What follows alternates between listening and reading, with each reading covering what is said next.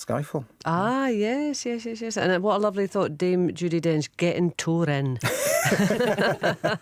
She likes a good feed. Excellent. All right, have a lovely day. Bye-bye.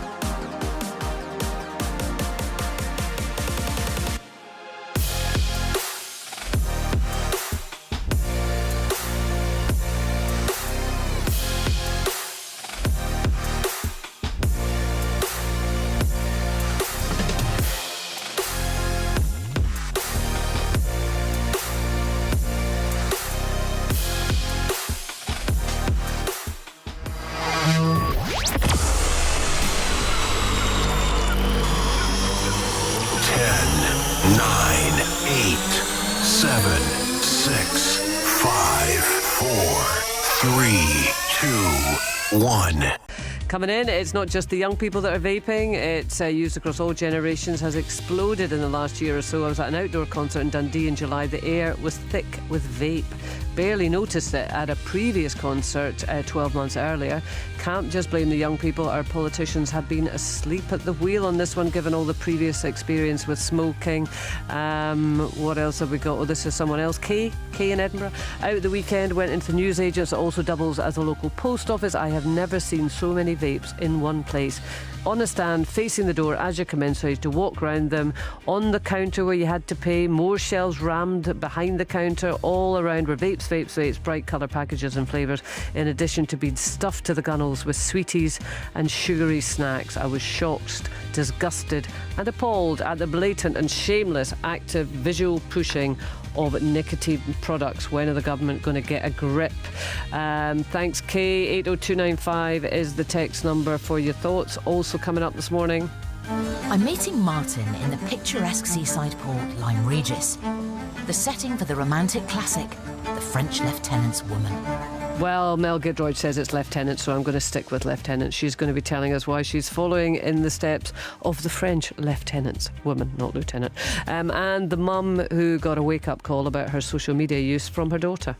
Every time she started to say something funny, I would only be half there because I would always be curating what that post was going to be in my head, trying to remember it so I could post it on social media. Yep, sharenting it is called, but how much is too much? And remember the travel news last Tuesday. At 6, the worst technical failure at air traffic control in nearly a decade sees hundreds of flights to and from the UK still being cancelled. Well, there's still a little bit of disruption sort of carrying on there. Thankfully, much calmer now. If you are still having any problems, then Simon Calder, a travel expert, is here this morning. But he's here to take questions on any travel plans that you have or any advice that you are looking for. Give him a call or text him on 80295. We'll also be speaking to the 62-year-old who's encouraging the women of Skye to pump iron.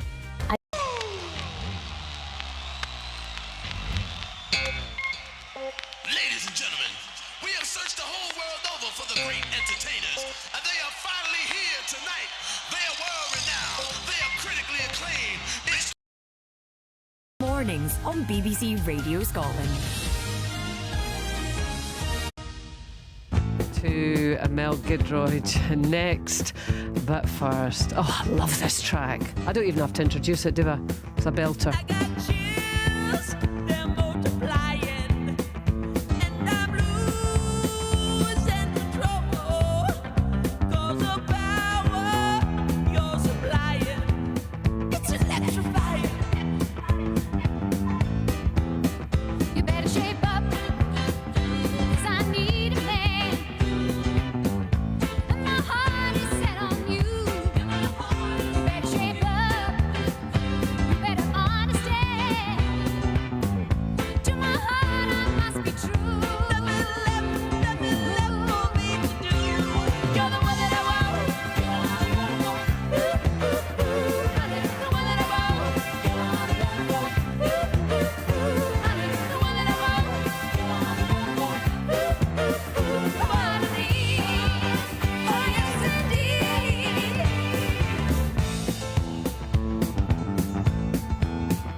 If you feel with affection, you're too shy to convey. Meditate my direction. Feel your way. I better shape up, 'cause you need a man. I need a man who can keep me satisfied. I better shape up. I'm gonna prove that my faith is justified. Are you sure? Yes, I'm sure. Down deep inside, you're the one that I want. Honey, the one that I want. Honey, the one that I want. Oh, I need. Oh, yes, indeed. You're the one that I want. The one that I want. Honey, the one that I want. Oh, I need. Oh, yes, indeed. You're the one that I want. The one that I want. The one that I want. Oh, what a classic, eh? Loved it. Olivia Newton-John and John Travolta, of course, in Grease. That outfit, goodness, Sandy was reborn that very day. This is Kay Adams with you till 12 on BBC Radio Scotland. I'm hoping to speak to Mel Giedroyc, but to be perfectly honest with you, I have no idea whether she is there or not. But we hopefully will be speaking to her very, very shortly. She has got a new series out on ITV1, and it is called Explore Britain by the Book. And I think it's Wednesday it starts. So it's Mel Giedroyc and Martin Clunes, and they are taking a number of classic books and using them to guide themselves around. I think they're starting in Dorset. So that's the first one. So hopefully we will be speaking to Mel shortly. We're also going to be speaking to Simon Calder, our travel expert, to give you any advice that you need on travel. In fact, I think Simon is with us, but of course, as ever, when we introduce Simon Calder, we have no idea where he actually is. Morning, Simon. Good morning. Yes, I'm in beautiful Bristol in the west of England. The sun Lovely. is shining. The only thing that could possibly be better would be if I were lucky enough to be in Scotland, but I will be very soon, and I'm looking forward to taking lots of calls on anything from flight cancellations due to the air traffic control meltdown to, of course, some great destinations to visit in autumn and winter. Well, lovely, but we're enjoying a bit of a late summer, which is very nice. And funny enough, I've been on a bit of a road trip myself this weekend, Simon. I've been in Birmingham, I have been in Cardiff, and I have been in Liverpool. Oh, okay. I know, I'm rivaling you. Can I ask? This is excellent. So it's a bit of England, bit of Wales, yes. Yeah, it's been good. And I tell you what has been a real education for me is, not having been in Cardiff, I've been in Birmingham more recently, but certainly Liverpool I'm not familiar with. Wonderful cities. I mean, it was a whistle-top tour for me, but really left me thinking. I mean, I know we talk a lot about people going abroad, but really left me thinking that there is so much on our doorstep, isn't it? I mean, Liverpool was absolutely buzzing. It certainly is. It is one of the most vibrant cities in England. And it's also, of course, you've got elements such as the Beatles story, which remarkably, half a century after they split up, is still absolutely compelling, a huge maritime history. And I think in the same way that other great port cities, and I include Glasgow in this, for example, have really interesting kind of exotic aspects to them. Liverpool is great. Of course, Birmingham, very multicultural, very diverse. The Birmingham Library, one of the great buildings of the UK in the past 10 years or so. And Cardiff, they're doing great things in South Wales with Cardiff Bay, which is kind of reclaiming a very derelict area and turning it into somewhere that people actually want to go. So I'm very pleased you had a rewarding trip there. And I would add to the mix Newcastle, of course, if you're in the borders, it's just about the closest place you can get to that isn't Carlisle, and some would say much more interesting. And again, it's really compelling. The very friendly locals, great city geographically, culturally, and in terms of stuff to eat and drink as well. So yes, England's got quite a lot to be said for it. And conversely, of course, Scotland is the favourite country, I think, that English people go to. Well, listen, as approved by Dame Judi Dench, Simon Calder, I mean, you can't get any greater kind of approbation than that. Yeah, I'm in Manchester now, and I have to say I'm looking forward to getting back to my beloved Glasgow. But we need to talk just a little bit about the disruption of last week, because I know that there might be some people out there who, well, hopefully are not still trapped somewhere, but might be calling you to ask for a bit of advice on trying to either get compensation or, kind of mop up some residual problems with that. I was about to use a rude word there, Simon. Thank goodness I caught myself on the radio. I don't believe you know any. No, it was a bit of a debacle. I think, yes. A debacle. Yes, Can we say that? Yeah. Yes. Yeah. A foul up, I think, would also be accurate. Indeed. So, yes, just as a reminder, more than 2,000 flights cancelled, 300,000 people affected by that due to a 4-hour shutdown in the NATS, which is the National Air Traffic Service air traffic control operation across the UK. In fact, Prestwick recovered quicker than the southern half of Britain, so things were a bit better. And actually, Loganair remarkably managed to cancel fewer than 1 in 5 of its flights. And furthermore, it was even arriving early. Passengers from Bristol to Aberdeen got there half an hour before they were expecting to. But how was that, Simon? Because funny enough, my daughter was on a flight, due to be on a flight the morning after the chaos kind of broke. And I didn't want to say to her, you've got no chance here. But actually, she went on time and there was mayhem around it. So I couldn't work out, because this was a sort of air traffic control, national air traffic control problem. How did some airlines manage to stay more on track than others? That just seems strange. Well, I am so glad that she was one of the people who did get away. I mean, the 200,000 whose flights were cancelled go to the back of the queue. But what we saw on Tuesday morning was that a lot of airlines had planes and pilots and passengers all out of position, and it took time for them to get back to normal. And yet, if you were lucky enough to be at an airport where the aircraft had... Oh. Hang on, have we lost Simon a little bit there? No. Hang on, Simon has gone. Well, Simon will be back, I can tell you that. He will be back at 11 o'clock to take your calls. So please do get in touch. 08085 92 95 00 is the number to call, but you can text your questions to 80295. Standard messaging rates apply. Well, Simon's gone off, but luckily enough, we now have Mel Gittridge with us. Good morning, Mel. Hey, Kay, how are you doing? I'm very good indeed. How are you? Really good. Lovely to hear your voice. Yeah, and you. But listen, is it lieutenant or lieutenant? I know we're going to get on to the programme, but I was, the French lieutenants. Are you a lieutenant or a lieutenant person? What's the difference? Oh, I always think, I don't know about you, I always think that lieutenant is that the American way of saying it? Is it? that what it is? Oh, I've been watching too many bad movies, haven't I? I mean, I don't know. My dad was quite a sort of military obsessed guy, and he would always say lieutenant. So okay, we'll go with your dad. Well, I don't know if he was right, but there we go.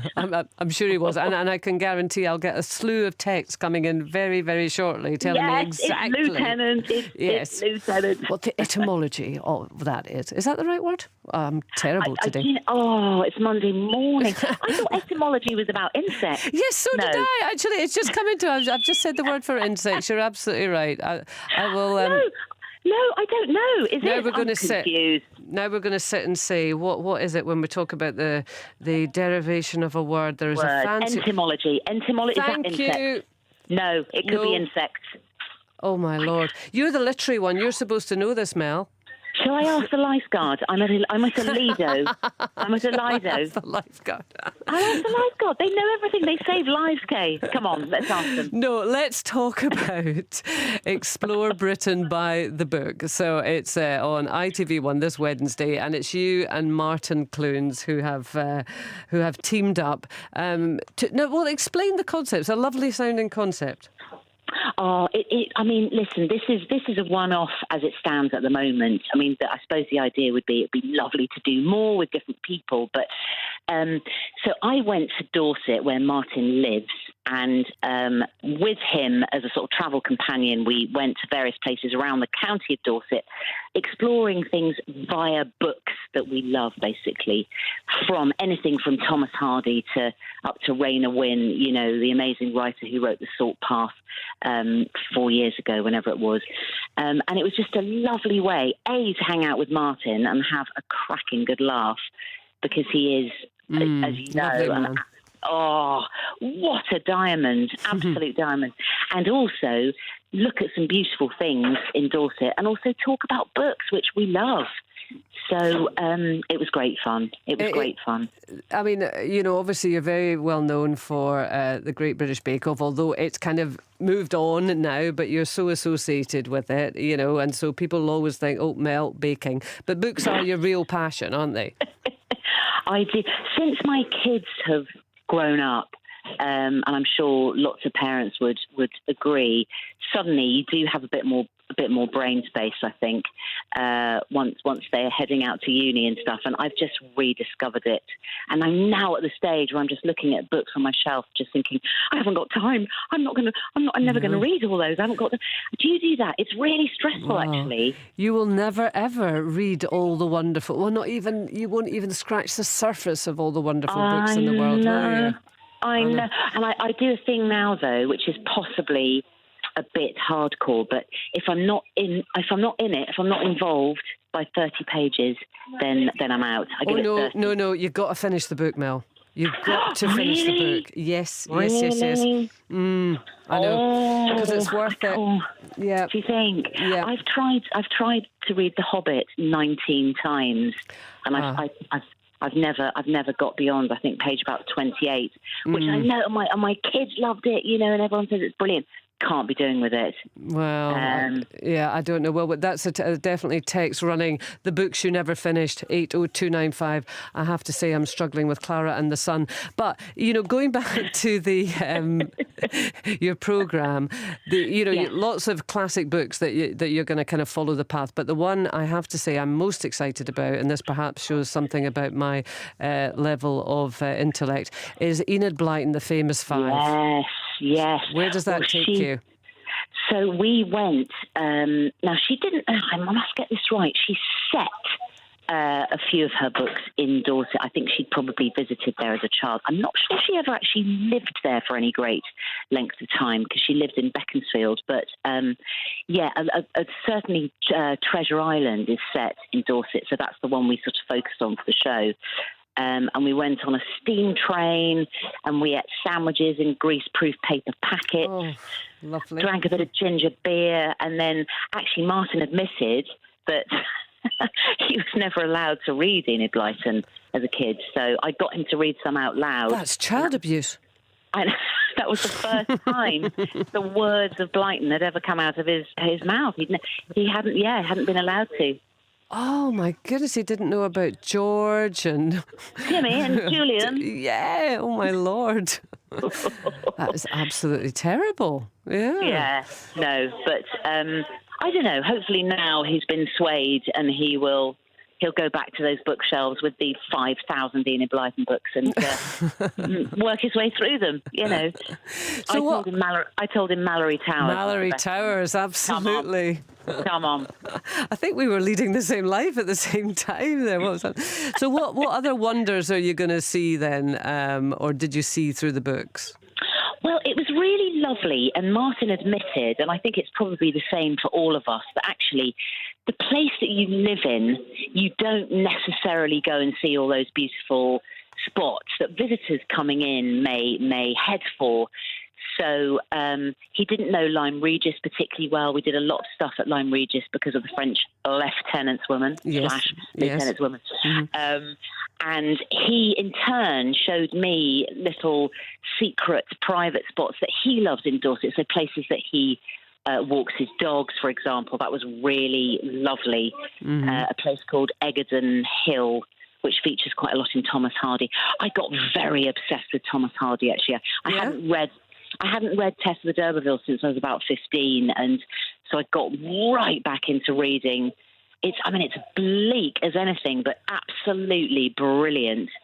And Martin did some lovely readings. I got him to read out some stuff with that lovely actorly dulcet tones of Clunes. You know, it was good fun, and we laughed solidly for 3 days. I mean, we had such a good time. Well, listen, I'm sure that joy will come through the programme. Hope so. I mean, you're saying it's a one-off, but when you think about it, the potential is absolutely huge. And, you know, Scotland would be a fantastic place for you to come. I am literally, fingers crossed, we get the chance to do Scotland. That would just be absolutely the dream. I'd love to go up to Orkney, actually, and do all the George Mackay Brown, you know, all the poetry, and amazing. Anyway, we'll see. It's early days. We'll see how this goes. You never know, do you? Punt it out and see how it goes. Absolutely. I'm sure it'll go wonderfully. And baking, I can't let you off with just a little chat about baking. And clearly you have moved on from the Great British Bake Off, and it has moved on as a format, and people still love it. But just still look fondly on that experience? Yes, very, very much so. There's always a point at the beginning of April, just when the first daffodils are coming out, and I think, this is when we used to start filming Bake Off. There's something about that time of year. I always have a little pang. Yeah. But no, we had 7 amazing years, and very, very, very fond memories. I miss being in the green room. I call it a green room. It wasn't a green room, but a room with Paul and Mary and teasing them, which we did pretty incessantly. Oh, I know. It's a lovely show, it is. Not that you thought it was going to be a hit in the beginning, did you? Not remotely. No, absolutely not. We just slightly thought, what have we done? This is madness. Who's going to watch people in a tent baking cakes? I wouldn't. Yeah. Well, there you go. That was a good one to be proven wrong on. And Mrs. T has been in touch to say to you, Mel, Yes. The Hobbit, try and listen to the audio version. That's a great idea. Now, who reads it? Who reads it? Do we know? Well, no, I don't know. Mrs. T, please, quickly, because Mel's got to go, 80295. But before you go, entomology is the study of insects. Good. And etymology is linguistics, the derivation of the word. So I think I was actually You right. were right. Hello. You were right. So hang on. Entomology is insect. Etymology is Yes. word. Good. Yes. I'm glad I've got that sorted. Thank You you. were absolutely right, Kate. Yeah. I bow to you. You were right. Yeah, and we're going to both chuck that into conversations liberally today, aren't we? I'm going to go and talk to the lifeguard at the Lido where I am and discuss it with him right away. Let's talk etymology. Mel, thank you so much. Really lovely to speak to you. So nice to talk to you. Yeah. You too. Mel See you Gidroyd soon. and Martin Clean. Bye-bye. Explore Britain and buy the book. It does sound like a lovely, lovely show. This Wednesday at 9 o'clock on ITV1. Sunday, September 17th, WWE alumni Fred Rosser and JTG are coming to Memphis Wrestling. Get your tickets in advance at championshipwrestlingmemphis.com.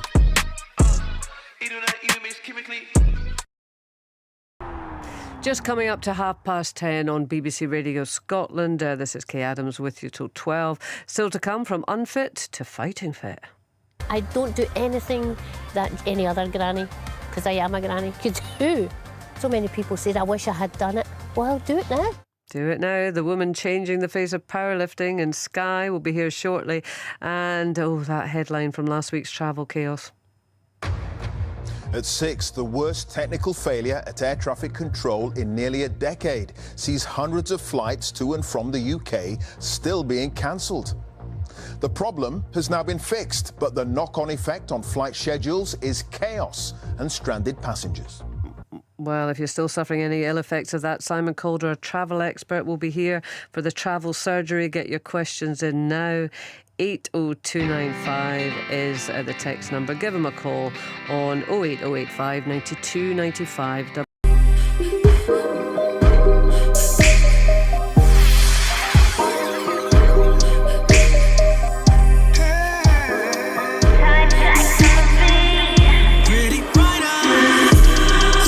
Secret, and it works for me. I got a problem, I just get on my knees. Then I find me a place away from everybody, in my closet to where my breakthroughs come. I've been stressing about some things I can't. I've been stressing about what I can't change. So I found my space in the room, and I wanna give it to you, because you know just what to do. I was hurting, now I'm feeling so much better. I hit the closet, got my life together. I hit the closet, I can do whatever. Said to me, me never. If you're looking for an answer, in the closet's where I found it. There is a weapon, one that I like to use. I got no time for the gap, cause when you're done you can laugh. Pain is a feeling so real, crying when you can't keep still. Don't know what to do, and I know that it's gonna work for you. Cause when you're stressing about nothing you can't change, you give energy till you gotta switch it up. Hop in the closet, your blessings gon' come, promise to lead you. You were worried, but you're feeling so much better now. I hit the closet, got my life together. I hit the closet, I can do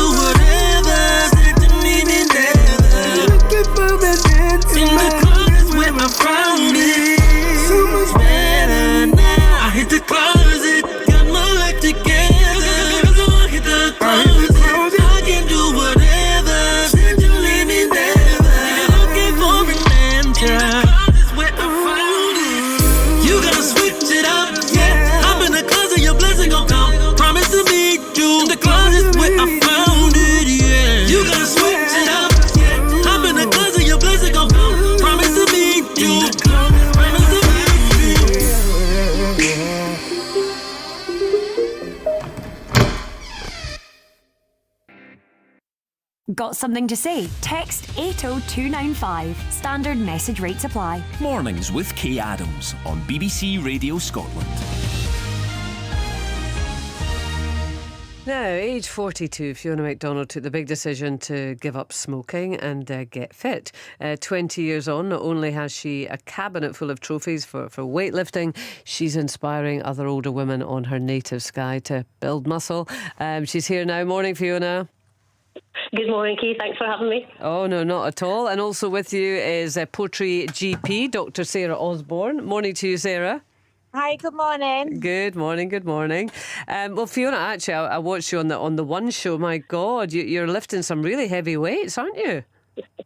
Well, when I was training, I was doing okay, because thankfully with the powerlifting, it all goes down to your weight and your age. So it's all down into categories. And I was just fortunate enough to train hard and do okay in that group. So what is the difference between powerlifting and weightlifting?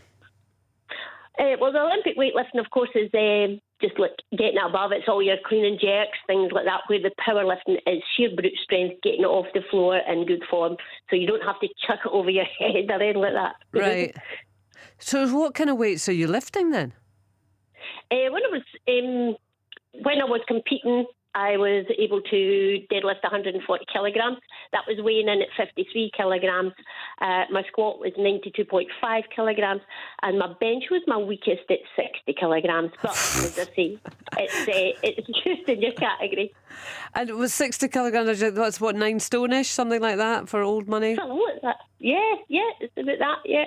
Wow, that is incredible. And so this is something that you took up, at, if you don't mind me asking, you're 62 now, Fiona? I'm 62, yeah. I was 62 last month. Right, and you made a big life change, say, 20 years ago? I did, yes. I took up running once I stopped smoking because I had to fill that gap. I think if you give up a big thing like smoking, which takes up quite a good bit of your life, although you don't realise it because you're smoking, and you need that time to be filled with something else a bit more positive. Mm-hmm. So that's where the running came in. But I was a spewer. Like as soon as my heart rate went up, my guts used to go into a wee whirlwind. I wasn't pretty, but I plugged at it. I managed to keep at it, and then I ran for a long time, increasing distances. And then I get fed up running. I was like Forrest Gump after by the end of it, I think my longest run was at the Glenmore 24 race, and you get 24 hours, and I got 96 miles in the 24 hours, and I thought, I went off it after that. That was me. I was scanning. No more. And so at that point, you decided to get into weightlifting, yeah? Yeah, a good friend of mine, Davy Hearn, an older man again, met up with me and says, you should try this. He says, you get good strong legs through running and through working with horses. Try the weightlifting. He says, come into the garage. There's a one-liner. Come into my garage and I'll show you some things. So I went in and he showed me some things, which was weights, and we had a wee go at them, and I absolutely loved it right from the kick-off. It was really good. It felt comfortable, and I loved it. So, and Sarah, just to bring you in, we hear more and more now, don't we, about the benefits of weightlifting for everyone, but particularly for women in middle age, maybe around menopausal age, that there's real health benefits. There is. After the age of about 30, you start losing between 3 and 8% of your muscle mass, strength and function per decade. And after the age of 60, that rate of decline actually is accelerated. By doing strength training, it reduces this risk of bone loss and muscle mass loss. And obviously that helps them reduce the risk of falls, poor mobility and poor posture as you get older. And so in terms of strength training, as you say, I mean, unfortunately, there's still probably a bit of a hangover image, isn't there, of bodybuilding that maybe would put some older women off getting involved in it. I mean, what level of strength training do people have to do, Sarah, to get benefits? It's not actually lifting huge weights repeatedly. You can just lift smaller weights repetitively, or you can do some heavier weights but not too many reps. So most people wouldn't actually build too much muscle mass. So you're not going to end up looking like a female version of Arnold Schwarzenegger, for example. And you'll just become nicely toned, and that's only that's the amount of muscle what you need really to get the strength benefits from it to help strengthen your bones and your muscles. Yeah, I mean, I'm saying it's putting people off, but it's not happening like that in Skye, Fiona. You've got a good group going now, haven't you? Yeah, the best move I did, I was working as a lifeguard and fitness sort of coach in the leisure centre locally, but then I went full-time for Fiona Weir at Skye Gym, which suits me perfect because it's 24/7, and I was able then to put my PT into play as well, getting some clients, and we're doing some strength classes, and they have just really taken off. Today is the first commando class that we're doing, which is creeping about the grass and climbing trees. But the boys will love it. Yeah, it'll be good. And so, in terms of who you've got coming to your classes, you do have quite a few older women who've signed up, yeah? Yes, I have quite a few older women that come. Normally we do a class for the older women, a new one starting again this week due to high demand. But I've got a couple of clients who are just starting from scratch, and it's all about the ability to just lift your own shopping out the car, to get up the stairs and, sitting down. And if you fall down, make sure you can get back up, and all that will come with a bit of strength training. And it's really good. I can't say how good it is, really. Well, and it's interesting the way that that you're talking about it, Fiona, because I guess it's taking it away from just the aesthetic, which maybe it tends to be when you're younger, and actually saying to people, this is going to give you a greater quality of life in terms of just your regular life, all the things that you want to do, whether it is, and I know you're a granny, whether it's running after grandchildren or sorting your shopping out or being active around the house. It's melding normal life with this activity, isn't it? Absolutely, and it'll keep you going for so much longer. A lot of people do have the physical ability, but mentally they've kind of threw the towel in and thinking, well, I'm X amount of years old, I'm not starting all that now, but why not? Why would you want to not improve your lifestyle, get out there and enjoy life while you can? I don't know when I'll stop. Who knows what's around the corner, Kate, but I just want to keep going for as long as I can, and I want to take older women with me on that journey for sure. Mm-hmm. So are you still competing, Fiona?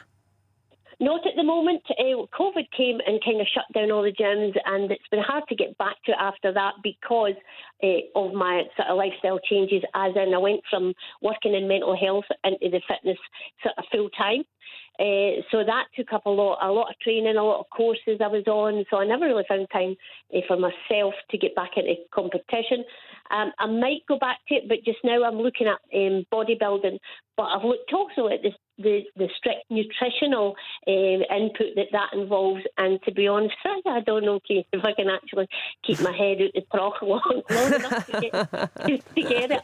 I really enjoy my food, and when you're weighing it all and that, it's a big commitment that I don't know if I want to do. Whereas with powerlifting, eat what you like, well, not what you like, eat sensibly, but it's brute strength, different kettle of fish. Yeah, oh God, it sounds great. And Sarah, for people listening, are you ever too old to get into some level of strength training? Oh, definitely not. No, any sort of strength training is great at any sort of age. So we see quite a lot of people as they're getting older not being able to stay at home because they can no longer walk upstairs, or they can no longer get in and out of chairs and things like that. So any sort of strength training at any age can help to prevent that. And if you're starting off with little mobility and little strength, then you just build it up extremely slowly. And interesting also that Fiona says it's not just a physical benefit, but, a mental benefit as well. Well, most definitely, yeah. Not only from the exercise, but also from meeting like-minded people. Yeah. Well, listen, lovely to speak to you this morning, Dr. Sarah Osborne, and a real pleasure to speak to you, Fiona. More power to your elbow and your group of weightlifting women up there in Skye. Thanks very much.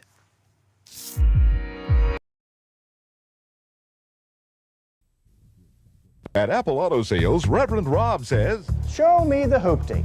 That's right. This month only, Apple Auto Sales is going to give you $1,000 trade-in for your hoopty. Show me the hoopty. We don't care if you have to push it, pull it, or drag it in. Show me the hoopty. So come on down to Apple Auto Sales at 2800 Freedom Drive, Charlotte, right next to Captain D's, or call 399-SAVE. Because I'm going to heal your hoopty. It is just approaching 11:15. This is Kay Adams with you to 12 on BBC Radio Scotland. Simon Calder, our travel expert, is coming up just after 11. He's going to be taking calls 08085 92 95 00. You can text him on 80295. So Simon Calder will be here. Any travel queries you have, get them in. Here's Shania Twain. Looks like we made it. Look how far we've come, my baby. We might have took the long way. We knew we'd get there someday. They said, I bet they'll never make it. But just look at us holding on. We're still together, still going strong. You're still the one I run to, the one that I belong to. You're still the one I want for life. You're still the one that I love, the only one I dream of. You're still the one I kiss goodnight. Ain't nothing better. We beat the odds together. I'm glad we didn't listen. Look at what we would be missing. They said, I bet they'll never make it. But just look at us holding on. We're still together, still going strong.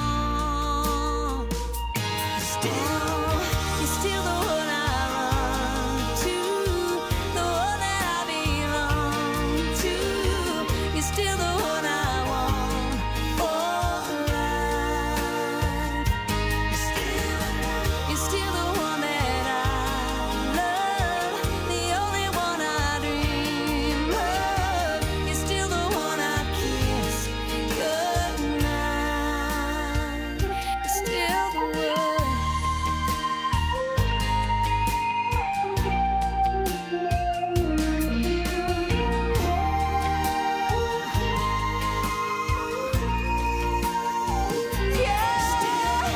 You're still the one I run to, the one that I belong to.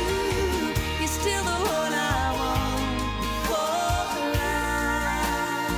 Oh yeah, you're still the one that I love, the only one I dream of. You're still the one I kiss goodnight.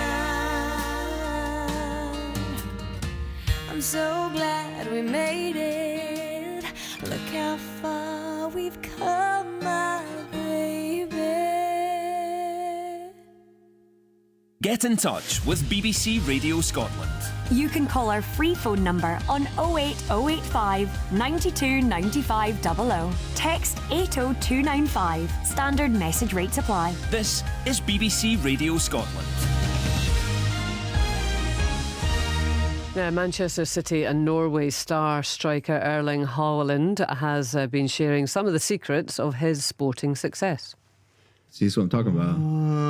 Yeah. So these kind of things, small really, I think like to do a lot of things is not good.